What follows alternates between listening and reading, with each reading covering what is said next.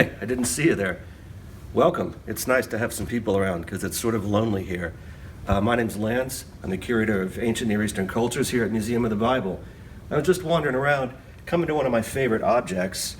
Here's a Nebuchadnezzar brick. So Nebuchadnezzar was this famous Babylonian king. If you're familiar with the biblical stories, he's the king who brings his army to invade Jerusalem, to destroy the temple, and then he exiles all the Judeans back to Babylon. There are a few things that are really interesting. One is where the inscription is. If you'll notice, the inscription here is on the front, and it was written with a stylus. Hey, this is not cuneiform. Normally in Babylonia, when you make your bricks, you're mass producing them and you have a stamp and you stamp the top. And so no one ever actually sees those inscriptions because they're stamped on the top and you're stacking them. But here, he decided to have somebody write it right there on the front. So when it was put into the wall, you could see it.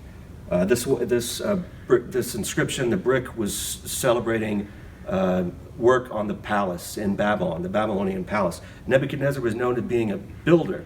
He built all sorts of structures in different cities throughout. In fact, later writers ascribed the construction of the Hanging Gardens of Babylon to Nebuchadnezzar. So he's known as being a builder.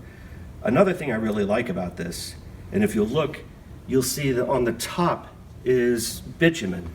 Now, if you think back to the Genesis story of the Tower of Babel, one of the things, and this is Genesis 11, verse 3, the writer mentions that the Babylonians used brick as stone and bitumen as mortar, right? So they're writing from their perspective.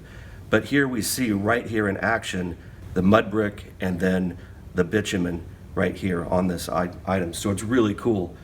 This item has an interesting history. This is actually a long-term loan from a family out in Oregon, and their grandparents were missionaries in Iraq in the 30s and were gifted this by an Iraqi family. And we actually have all the import papers, so it's interesting to really read the actual import papers and the history behind how this went to the United States. It sat with this family for obviously decades, and they finally decided they wanted it to be on display, and we had an agreement, and so it's a long-term loan. So it's really a cool object with some unique features, and it's cool to have this here at the museum.